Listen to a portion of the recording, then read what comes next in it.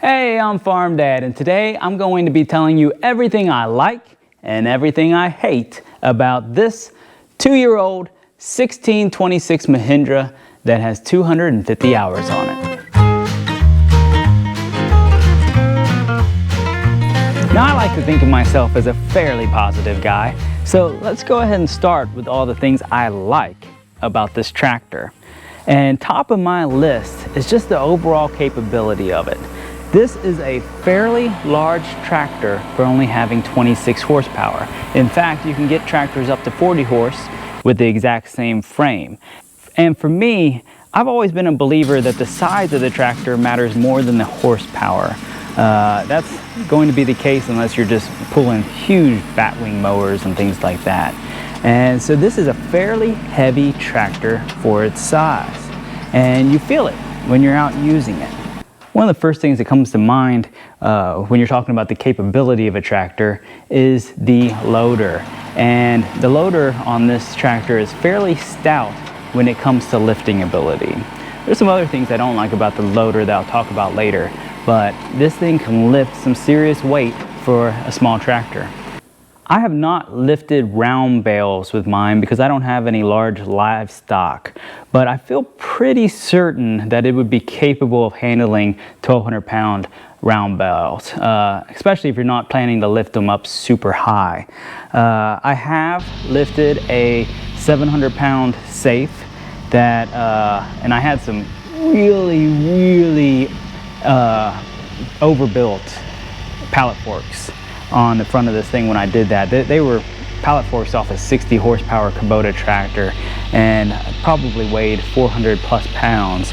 And so that was, I guess, 1,100 plus pounds that I had on this tractor lifting, and I truly didn't even notice that the tractor could feel the weight. It lifted it with absolute ease, the same way it would if the bucket was empty. So I feel pretty confident in saying that this thing is capable of handling round bales. The little Mitsubishi engine that comes in this thing is fairly smooth. It's not very loud. And since I've owned it, it's started every time I turn the key. So that's always a good thing. For only having 26 horsepower, I also have to say that this little Mitsubishi engine feels fairly powerful. It's got a decent amount of torque. When I probably wouldn't run a 6-foot bush hog or mower behind this, but I think it probably could. I rarely ever bog down with my 5-foot on there, and that's going through some really thick stuff. And it's got plenty of power to run that 5-foot with basically no problems whatsoever. And particularly if you probably had a shuttle shift, you might even be able to get by with a 6-footer. There's a general rule that I've always heard that it's 5 horsepower per foot of mower.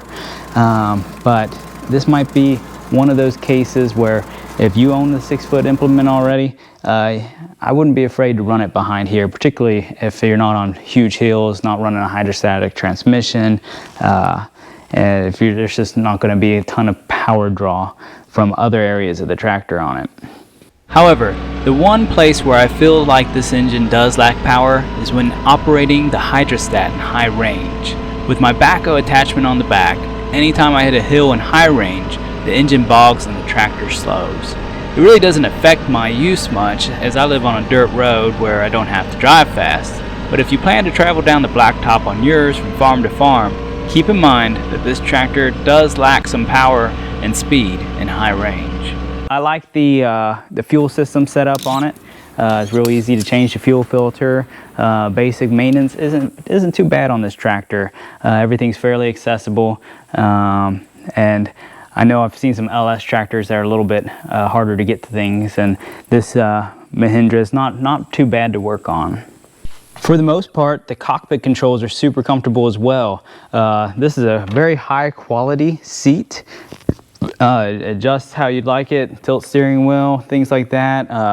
I don't feel like anything really gets in my way. I know, again, I've seen some LS tractors that have their key in just the absolute worst position possible, and you can even break it off when you're using it. So I think the ergonomics are really good.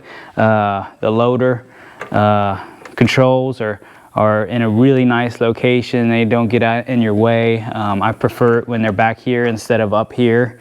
The one control that does get in my way that I can't stand is your transmission range selector. This, for some reason, constantly gets caught on my pocket. And when I'll be getting off the tractor, and so then I've even had a couple times where it gets caught on my pocket and I don't notice it, and I pull it forward out of gear. Then I get back on the tractor, let off the emergency brake and hit the gas and start rolling backwards. Once I actually had just unhooked my 3-point auger and rolled backwards into it and knocked it over. So I'm not a big fan of the location of your gear selector. Hey, sorry to interrupt, but I wanted to let you know that I have partnered with Super Clean. And if you hit that subscribe button right now, you're going to be entered for a chance to win a gift basket of cleaning products from them. So what do you have to lose? Click that subscribe button and help me out. Thanks.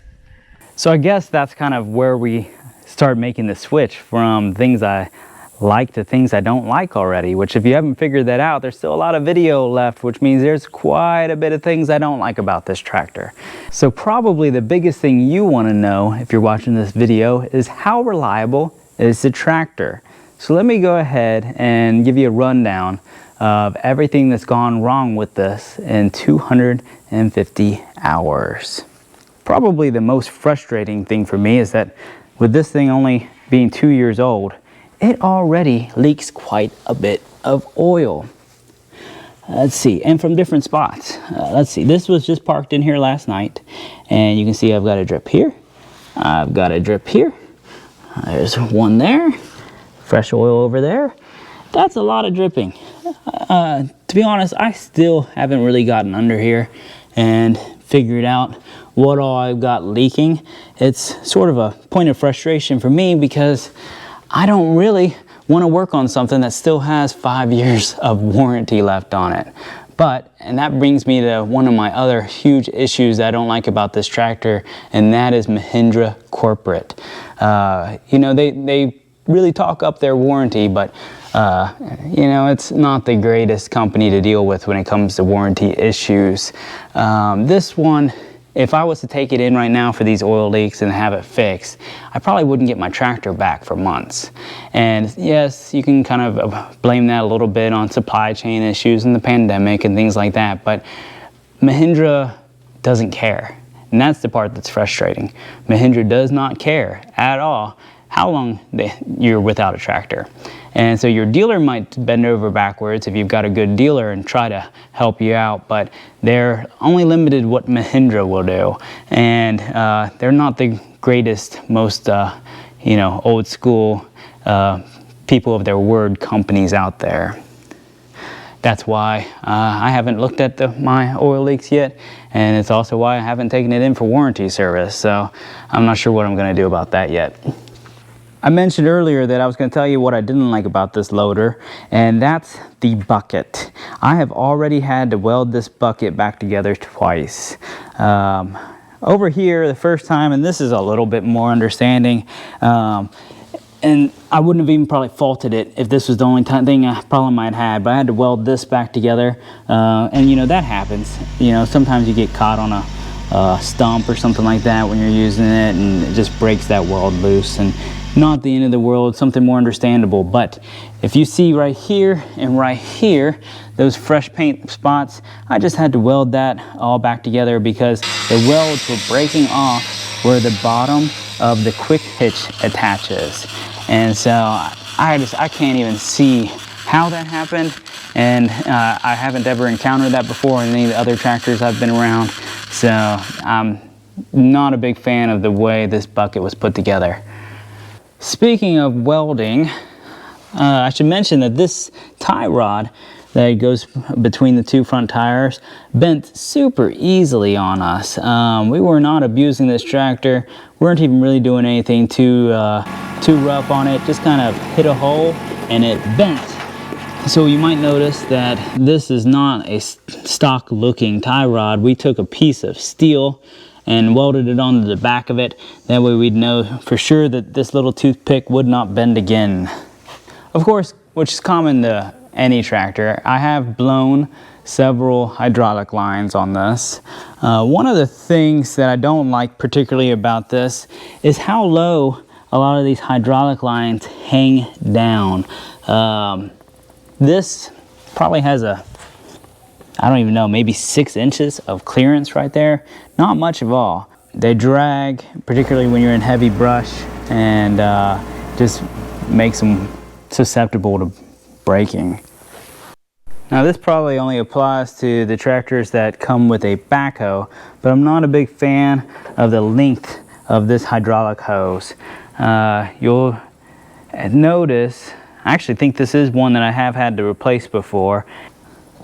What you'll notice is this thing is kind of rubbing the 3-point over here. And so particularly, and another hose I've had to replace is one actually on the backhoe, because when you're hooking it up, it gets in the way of, let's see, where is it? Right over here where the backhoe assembly attaches. Actually, here's a better view showing what I'm talking about. I'm about to hook up my backhoe attachment, and you can see that all the hoses are routing right through where the top pin goes. You have to be super careful as you lower this into place, because you can pinch and damage your hydraulic lines.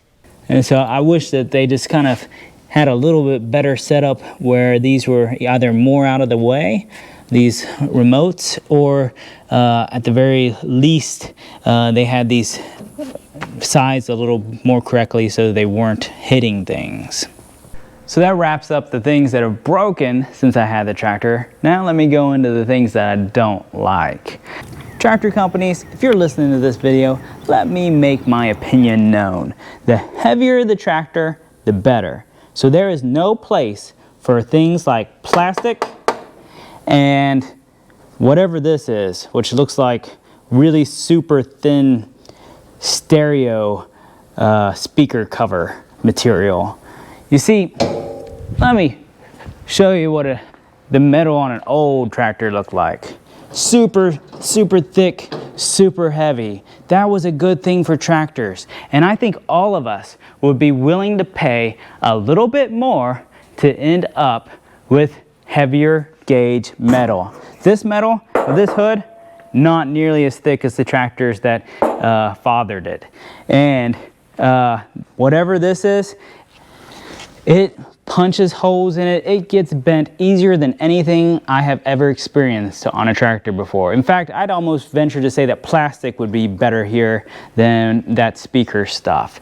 You see, I have a 90-acre timber plantation and hobby farm. And when you get out in some thick pine timber, there's gonna be sticks bouncing off the hood of your tractor. And it took no time to just absolutely tear this up. I mean, this is ridiculous. My tractor, only 2 years old, and it looks just as beat up, in my opinion, as my 61-year-old tractor. In fact, this thing probably has less dents in it. And what I hate is, that means that when I go to sell this thing, people are going to think that it was abused, and it wasn't. Now, this thing was used. This was used the way your grandfather used your tractors, which means I had this thing running every single day doing everything under the sun, but it was not abused, although it sure as hell looks it. And speaking of cheap plastic, this machine came with a backhoe attachment. And I don't have it on there at the moment, but you may be noticing these rear fenders look a little bit weird. They have been bobbed, and the reason they've been bobbed is because when you get on and off of your backhoe attachment, I mean, what is anybody going to do? They're going to put their hand down on something to support themselves as they step off the tractor. So what happens? You step off your tractor for the first time and you put your weight down on this and you crack your plastic of your tractor. And that happened to this tractor, and it's really frustrating when you've got cracked plastic on a brand spanking new tractor. I ended up cutting that off, made it look a little bit better, and it gets it up out of the way so I didn't keep cracking it. Besides the oil leaks that this engine has, the only other thing that I probably don't like about it is it feels like it gulps the fuel. This thing doesn't have a very big fuel tank, and that's part of the problem. But I feel like I have to fill this tractor up constantly. And so if you're out working your tractor every day like I am, it feels like you've always spending time filling it up. And so I either wish that this thing got a little bit better fuel mileage or that it came with a bigger gas tank. And I don't know if the 1633s or the 1640s have a bigger gas tank, but if they don't, I'm guessing those bigger engines are gonna use fuel even faster, and you're gonna just be constantly fueling up, constantly. While the loader on this tractor is fairly smooth and refined, the 3-point on it is not nearly as smooth as other tractors I've used in the past. It feels kind of jerky. I've noticed, like, particularly where I notice it and it actually bugs me is with my auger. With auger, sometimes, you know, you're just trying to dig just a tad bit deeper, and I'll just try to it's just, even like right here, you can just kind of tell it. It's like, it's just not smooth moving, the handle isn't. And so I'm not talking about like the speed of the controls and things like that that can be adjusted. I'm talking about this actual handle, trying to move it there. It's clunky. And so anyway, if I'm trying to just drop that auger just a tad bit, sometimes it's like I'm pushing, and I have to push so hard to get it to move, and then big move down. And so now my hole's too deep. Just for comparison, since I have it here, I mean, 61 years old, but Massey Ferguson 3-point, and it's like perfectly smooth. That's the way tractors are supposed to feel. That's the way Kubotas have felt that I've used in the past. I have had the parking brake stop working, where to set this parking brake, you push this pedal down and then you pull this switch up. And what was happening was this switch, when you'd pull it up, it wouldn't engage the teeth. And so I ended up having to get down underneath there and make some adjustments at some point. The hydrostatic transmission on this thing is loud compared to some other hydrostats that I've used. And I will say I like the pedal arrangement a lot better than like a Kubota. The Kubotas use the rockers right here, and I find those super awkward. But this, where it's forward up here, that works pretty good. You can see that's already worn off. But backward is way back here, so it's not right there in your way. And I like it, but it's loud. Another thing that bugs me is even when your tractor is hot, when you turn on the glow plug, it always runs for the same length of time. And so, I don't know, I probably can start it with the glow plug running. I haven't ever asked anybody, but I'm old school and I don't like to start until a glow plug is finished running. And so it bugs me when I've been working all day, I cut the tractor off to talk to my kids, and then when I go to turn it back on, I'm waiting for 10 seconds for that glow plug light to come out. The differential lock on this tractor has never really worked the way it should. It's real sticky, it's real hard to use, and I'm not a big fan. In fact, I'd say it's even dangerous for the lifespan of this tractor's differential. You see, to get it to engage, I mean, you have to stand on that thing like you wouldn't believe. It's real hard to get engaged. And then the problem is, after you engage it, where it's supposed to be a temporary thing where it just engages, locks the rear wheels, you get yourself out, and then it's off, it doesn't turn off. For me to get mine off, I have to sit there and I have to kick back on this pedal until it finally releases.